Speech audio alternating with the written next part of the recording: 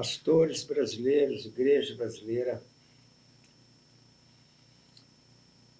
Para você ter uma ideia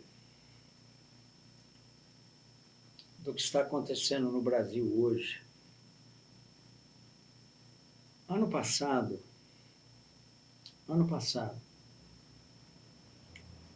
a safra agrícola do Brasil foi maior, pela primeira vez na história, do que a safra agrícola dos Estados Unidos.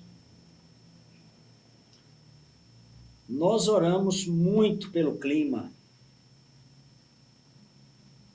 Nós proclamamos isso, oração pelo clima, ano passado.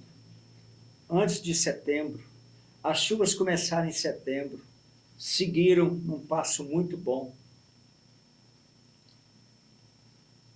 Resultado foi que Deus abençoou a nossa nação, com chuvas no tempo certo.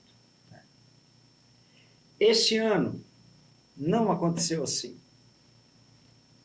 Porque ou a igreja governa o clima, e é a igreja que governa, ou, escute isso, o diabo vai governar o clima. Na Bíblia há situações em que Deus permitiu que o diabo governasse o clima, porque o povo dele não estava cumprindo o seu papel. Esse ano,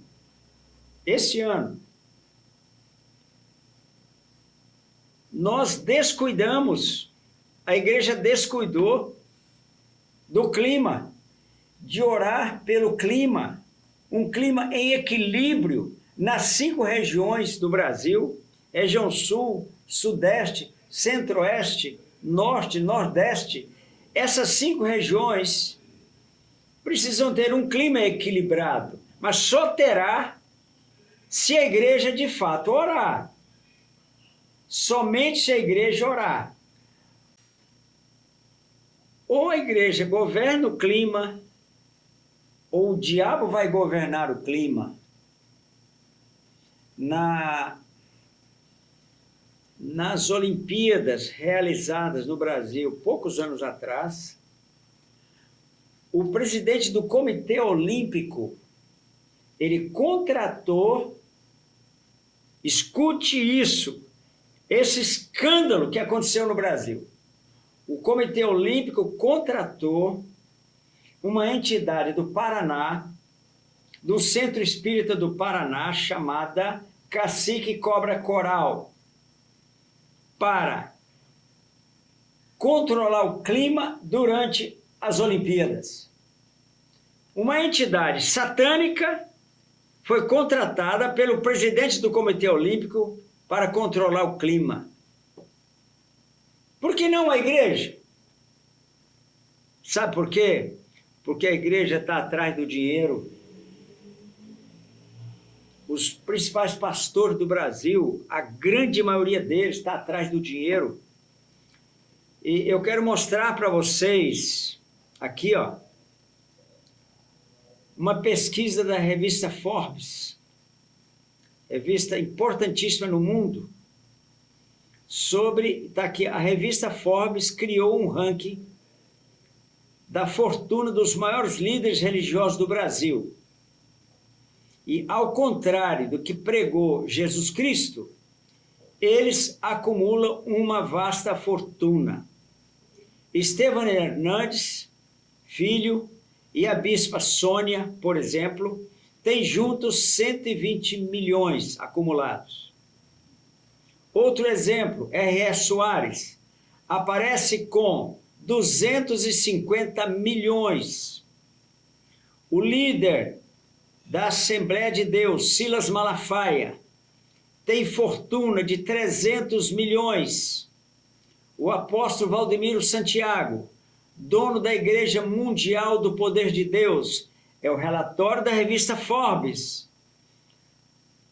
Chega a fortuna dele, do Valdemiro Santiago, a 400 milhões. Ora, como esses homens alcançaram uma fortuna tão grande? Tão grande. poucos anos atrás, as meninas dos olhos de Deus lá do Nepal, eram escravas sexuais, foram lá no Rio de Janeiro, nos estúdios do Malafaia, ficaram lá 4, 5 dias, sendo entrevistadas, sendo divulgado o trabalho delas assim, a convite do Malafaia. Olha o que aconteceu. Ele deu R$600 de oferta para o trabalho dessas meninas lá no Nepal. Um homem que tem uma fortuna de 300 milhões de reais. Então, o que acontece no Brasil, sabe? Infelizmente, esse homem é conselheiro do Bolsonaro, com uma fortuna desse tamanho. Jesus não tinha um travesseiro. Não tinha um travesseiro.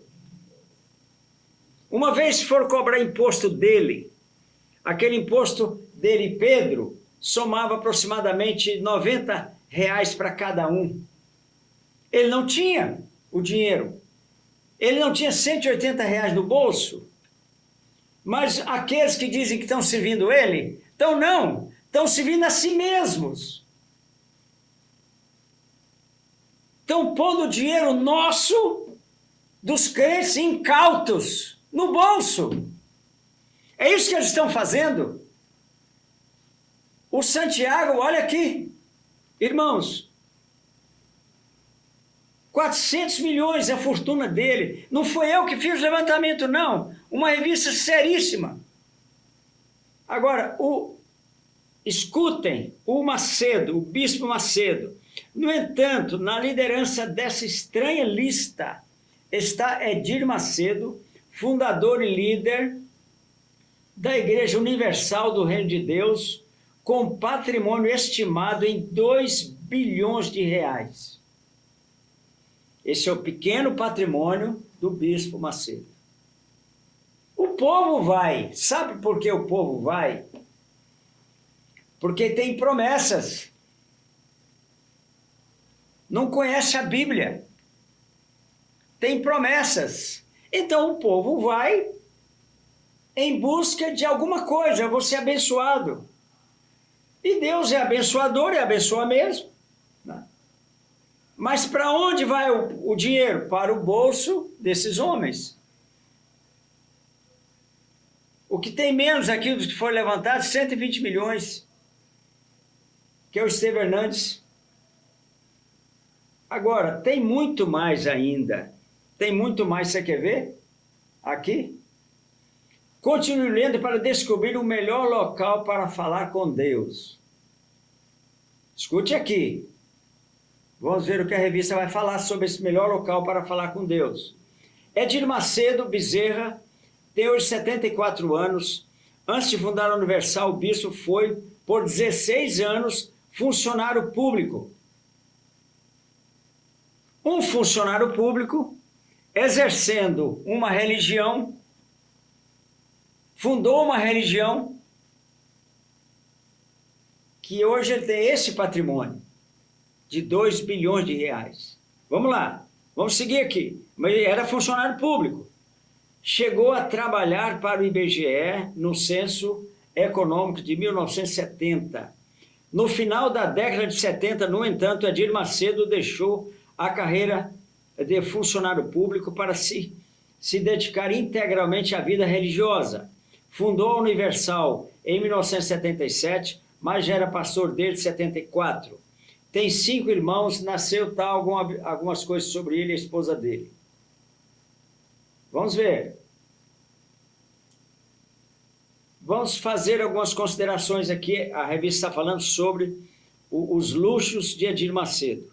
Edir Macedo, fundador da Igreja Universal, além de ser pastor mais rico do Brasil, possui templos até nos Estados Unidos e um jato bimotor particular de modelo Bombardier Global Express XRS, estimado em 90 milhões de reais.